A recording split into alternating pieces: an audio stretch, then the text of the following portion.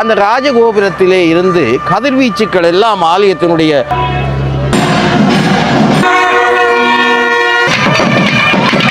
கோடிக்கணக்கான ரூபாய் செலவழித்து இந்த ராஜகோபுரம் நேரம் ஒரு வித்தியாசப்படும் பல வெண்ணிற ஜானைகளிலையும் வளமையாகவே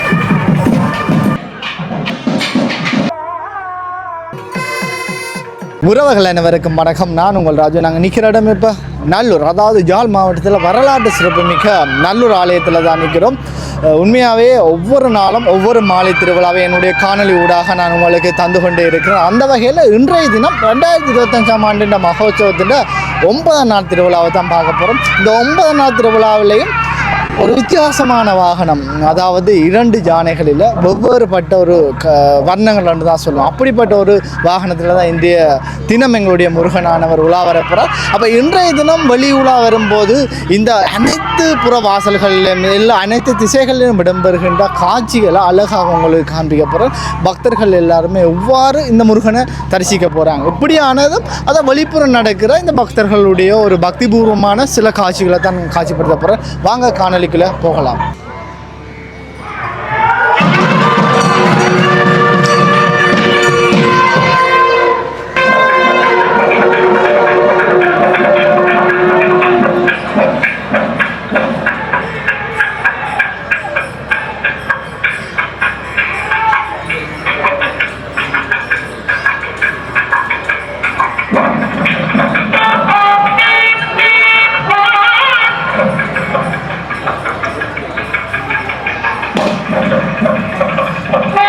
சரியாக நேரம் 5:25 ஆகின்றது.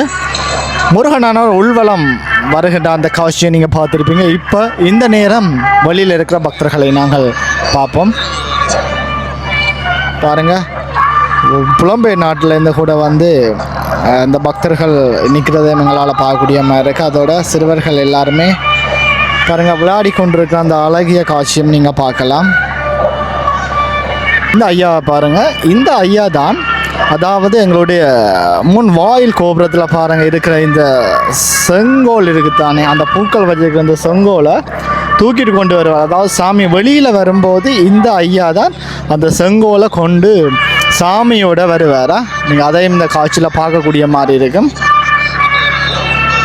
இப்பொழுது நீங்கள் பார்க்கின்ற ஆலயத்திற்கு முற்பகுதியிலே வந்து அணிவகுத்து நிற்கின்றார்கள் இந்த கருவிகளை ஊதுகின்றவர்கள். இவர்கள் எல்லோரும் அந்த ஒரு அரசன் புறப்பட்டு அங்கே சைனியத்துடன் செல்லும் பொழுது அங்கே தங்களுடைய இசைக்கருவிகளை இசைப்பார்கள். அங்கே ஊதுகுழல்கள் எல்லாம் இப்பொழுது அங்கே கொண்டு வந்து இப்பொழுது ஒலி எழுப்புவதற்கு தயாராகி நிற்கின்றார்கள். இந்த வேளையில் முருகப்பெருமான் ஆலயத்தின் உட்பிரகாரத்தில் இருந்து வெளிவீதியில் வருவதற்கு அங்கே தயாராக இருக்கின்றார். பல்வேறு விதமான ஊதுகுழல்கள் இங்கே காணப்படுகின்ற காட்சிகளை நீங்கள் நேரடியாக பார்க்கலாம். எங்கள் மக்களின் இந்த ஆலயத்தை நோக்கி இப்போ 4 புற வீதிகளிலிருந்து ஆலயத்தை நோக்கி வந்து கொண்டிருக்கின்ற காட்சிகளை நீங்கள் பார்க்கலாம். என நீங்கள் பார்க்கக்கூடியதாக இருக்கின்றது அங்கே உட்பிரகாரம் வந்து கொண்டிருக்கின்ற முருகப்பெருமானை நீங்கள் சற்று நேரத்தில் தரிசிக்கலாம். என்னும் சொற்ப வேளையிலே பெருமான் ஆலயத்துடைய வெளிவீதி பகுதியை நோக்கி வர இருக்கின்ற செய்தியை நான் உங்களுக்கு தெரிவிக்கின்றேன்.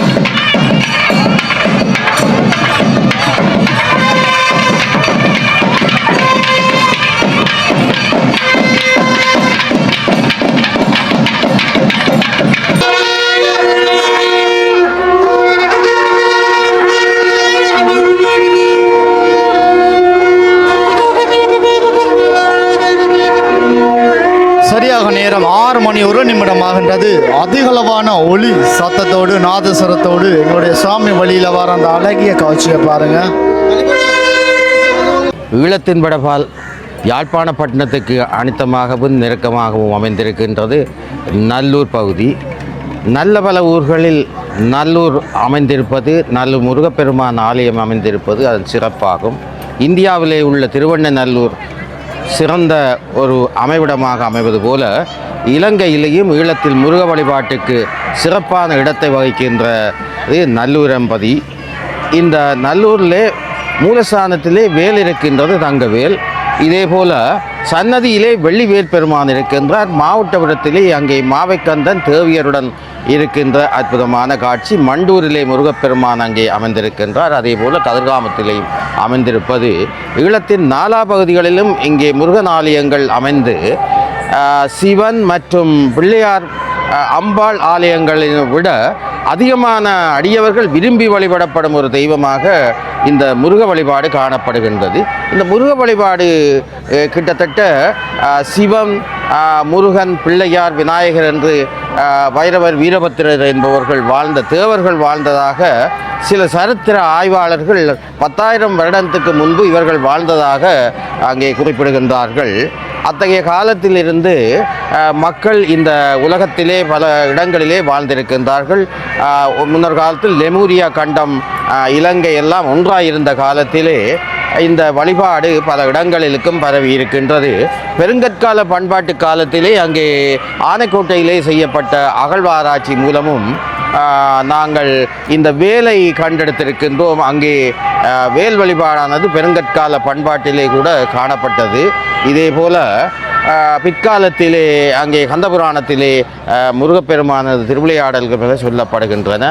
அங்கே அத்தகைய முருகப்பெருமானுடைய வழிபாடுகளில் சிறப்பு வாய்ந்தது நல்லூர் ராச்சியத்திலே அரச பின்னணியிலே வளர்க்கப்பட்டது யாழ்ப்பாணத்திலே இங்கே சுப்பையர் என்பவராலும் ரகுநாத மாப்பான முதலியார் என்பவராலும் இந்த குருக்கள் வளவிலே அமைக்கப்பட்டு சிறிய மடை ஆலயமாக காணப்பட்டது. இன்றைக்கு பிரமாண்டமான ஆலயமாக காட்சியருகின்றது.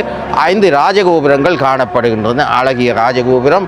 அதிலே கிழக்கு பகுதியை நோக்கி ஒரு ராஜகோபுரமும் ஏனைய தெற்கு பகுதியை நோக்கி ஏனையவை இரண்டும் வடக்கு பகுதியை நோக்கி அமைந்து காணப்பட்டாலும் இதில் தெற்கு பகுதியிலே காணப்படுகின்ற ராஜகோபுரம் மிக பிரமாண்டமான உயரம். இந்த ராஜகோபுரம் கிளிக்கோபுரம் என்று சொல்லப்படுகின்றது. அதே போல் வடக்கு பகுதியிலே காணப்படுகின்றது குபேரவாசல் என்று சொல்லப்படுகின்ற அந்த ராஜகோபுரம் அங்கே காணப்படுகின்றது. இந்த ராஜகோபுரங்களினுடைய சிறப்பை பற்றி நாங்கள் ஒரு கணம் சிந்திப்போமானால், இந்த ராஜகோபுரம் மிக தூரத்திலே வருகின்றவர்களுடைய பார்வைக்கு உட்படுகின்றது.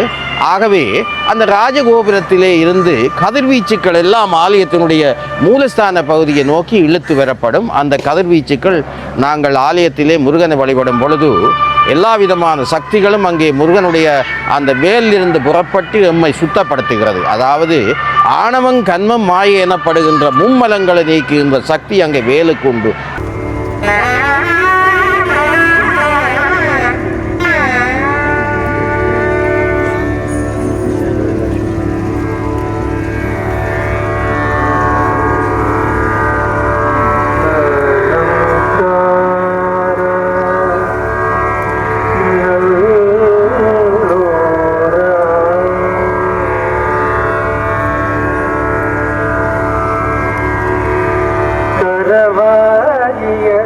கல்வியுளார் கடை சென்றிரவாகை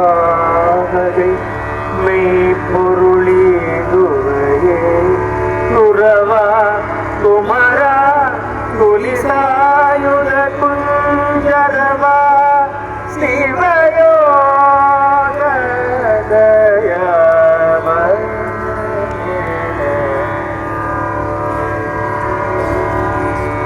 கரவாகிய கல்வியுளார் கடை சென்று இரவா வகைமை பொருள் ஈகுவைய குமரா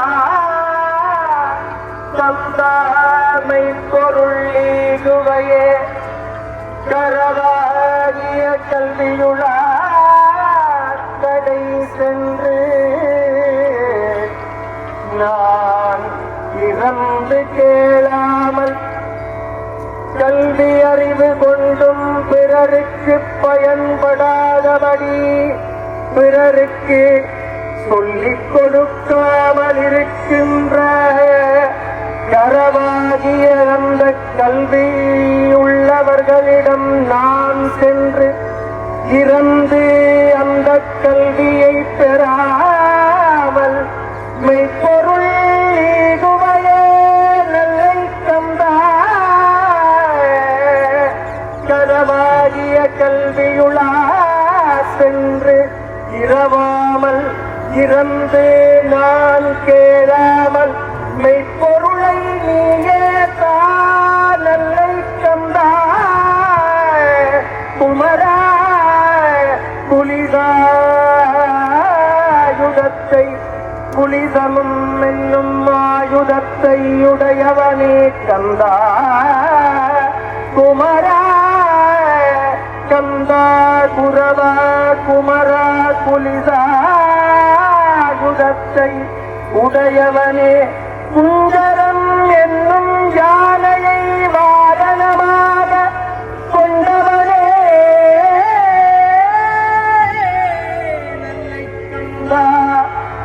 பிணிமுகம் என்னும் பெயருடைய குஞ்சர யானையை வாகனமாக கொண்ட குமரா புலிசாகுலத்தை உடையவனே குமரா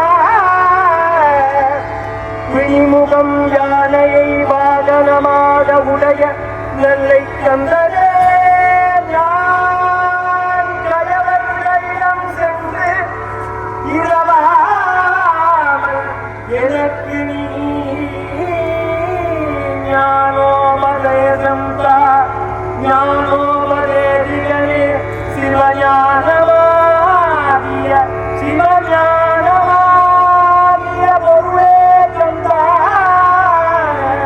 தந்தைக்கு உபதேசம் செய்த தயாபரனே எனக்கும் நீ ஞானத்தை தா உபதேசம் தா பொருள் தா கந்தா பிணிமுகம் என்னும் யாரையை வாரணமாக உடைய நெல்லை கந்தவே கரவாரிய கல்வியுளா கடைதந்திரமாவதை பொருள் உபகே குரவா குமரா குளிராயுட குஞ்சரவா சிவயோகமரணே சிவயோகமாக வீட்டிருக்கும் குஞ்சரத்தில் வீட்டிருக்கும் சிவயோகியாகவே வீட்டிருக்கும் நல்ல கந்த பெருமானே எனக்கு ஞானம் தா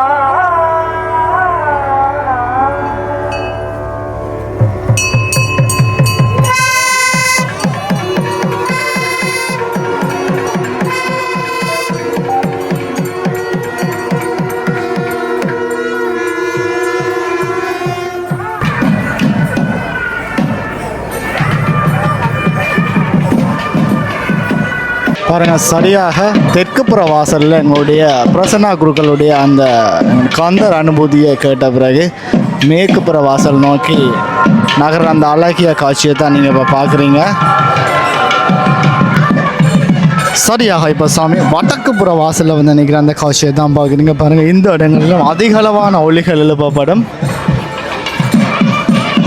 அதோட இன்றைய தினம் சுவாமியினுடைய சாத்துப்படி வேலைகள் எல்லாமே அலங்காரங்கள் எல்லாமே கருப்பு மற்றும் வெள்ளை மலர்களால் அலங்கரிக்கப்பட்டிருக்கு. அதோட யானையினுடைய அழகை பாருங்கள், வெள்ளை நிற 4 தந்தங்களுடைய யானையில் எங்களுடைய முருகப்பெருமானும் ஒரு மெல்லிய கருப்புன்னு தான் சொல்லலாம். அந்த மெல்லிய கருப்புடைய கலர்கள்லாம் 4 தந்தங்களுடைய யானைகளில் எங்களுடைய வள்ளி தெய்வானை வர அந்த அழகை பாருங்கள். யானை தந்தங்களை பாருங்க.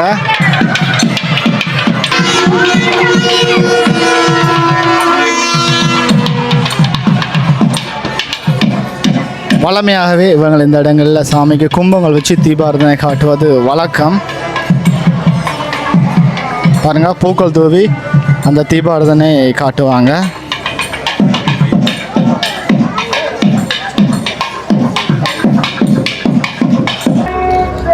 சரியாக இப்போ சாமி கிழக்குப்புற வாசலில் வந்து நிற்கிற அந்த அழகிய காட்சியை தான் பார்க்குறீங்க. இப்போ இந்த இடங்களில் பிரசன்னா குருக்களுடைய திருவாசகம் வலிமையாகவே பாடப்படும். உண்மையாகவே அது ஒரு காந்த குரல் என்று தான் சொல்லணும். பாருங்கள், இந்த நேரங்களில் சாமி மெதுவாக அசைந்து வர அந்த அழகிய காட்சியை பாருங்கள். 2 யானைகளில் எங்களுடைய முருகனானவர் ஒரு வெண்ணிற யானைகளிலையும் ஒரு மென்மையான கருப்பு கலர் யானைகளில் எங்களுடைய வள்ளி தெய்வானை வர அந்த காட்சியை பாருங்கள்.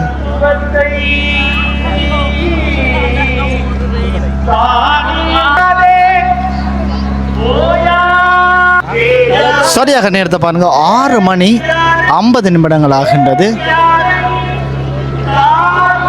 இன்றைய தினம் 2025ஆம் ஆண்டு மகோத்சவத்தின் 9வது நாள் மாலை திருவிழாவை தான் பார்க்குறீங்க. வலிமையாகவே சாமி 6:44க்கு உட்புறம் போகிறது. ஆனால் இனி 9:10 திருவிழா ஆக ஆக சாமி உள்வலம் போகிற நேரமானது கொஞ்சம் வித்தியாசப்படும். அதோட பக்தர்கள் கூட்டத்தையும் பாருங்கள் இன்றைய தினம் அதிகரிப்பதையும் காணக்கூடிய மாதிரி இருக்குது. இந்த நேரங்களில் முன் ராஜகோபுரத்தின் அழகை பாருங்கள். சரியாக 6:50 ஆகின்றது. இறுதியாக சாமியை உள்ளே கொண்டு போகிறதுக்காக இறுதி தீப்பந்தம் சுற்றுற அந்த காட்சியை தான் நீங்கள் பார்க்குறீங்க. இதன் பிறகு சாமியை உள்ளே கொண்டு போவாங்க. இன்றைய தினம் உண்மையாகவே நேரம் ஒரு வித்தியாசப்படும். பழமையாகவே 6:44 அளவில் சாமியை உள்ளே கொண்டு போவாங்க. ஆனால் இன்றைய தினம் கொஞ்சம் தாமதமாகிறது எங்களை அவதானிக்கக்கூடிய மாதிரி இருக்கும். வடக்கு புற வாசல் கோபுரம் சாமியை உள்ளே கொண்டு வந்து வச்சுட்டாங்க. சாமியை கொண்டு வந்து வச்ச நேரமானது 7:01 ஆகின்றது. பாருங்கள், சாமியை கொண்டு வந்துட்டு வாகனத்திலேருந்து சாமியை தூக்கி கொண்டு சுமந்து கொண்டு தான் போவாங்க. பாருங்கள், அந்த காட்சியை தான் நீங்கள் இப்போ பார்க்குறீங்க. பாருங்கள், வாகனத்திலேருந்து சாமியை தூக்கி கொண்டு தோளில் சுமந்து கொண்டு போகிற அந்த காட்சியை பாருங்கள்.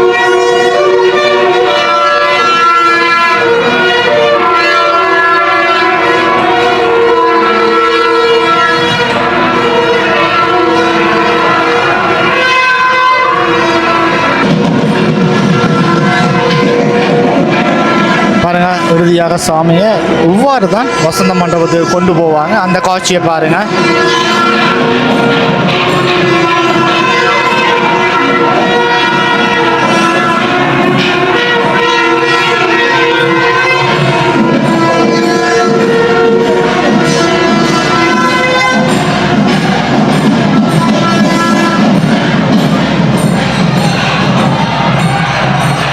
இந்த வைரவர் வாசலூடாக வந்து இந்த யாகசாலயத்தில் பூக்கள் தூவி தீபங்கள் காட்டி இந்த பூஜையானது நிறைவு பெறும்.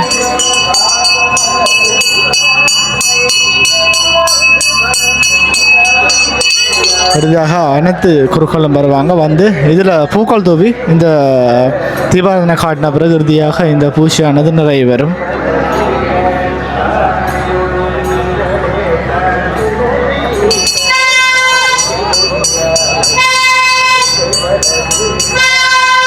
இன்றைய தினம் நீங்கள் பார்த்தது 2025ஆம் ஆண்டு மகோத்சவத்தின் 9ஆம் திருவிழா தான் பார்த்தீங்க. அவ்வளவு அழகாக இந்த காணொலி அமைச்சிருப்பேன். இந்த காணொலியை முழுமையாக பாருங்கள். முருகன் வள்ளி தெய்வானை வந்த இந்த யானை வாகனத்தில் வெள்ளை யானை வாகனமும் ஒரு மெல்லிய கருப்பு நிற வாகனத்தில் அந்த காட்சியை பார்த்துருப்பீங்க. அதோடு இன்னொரு விஷயம் என்னென்னா, இறுதியாக சாமியெல்லாம் கொண்டு வச்சது பிறகு இந்த நேரங்களில் இருக்கிற பக்தர்களை பாருங்கள். வெளிப்புறத்தில்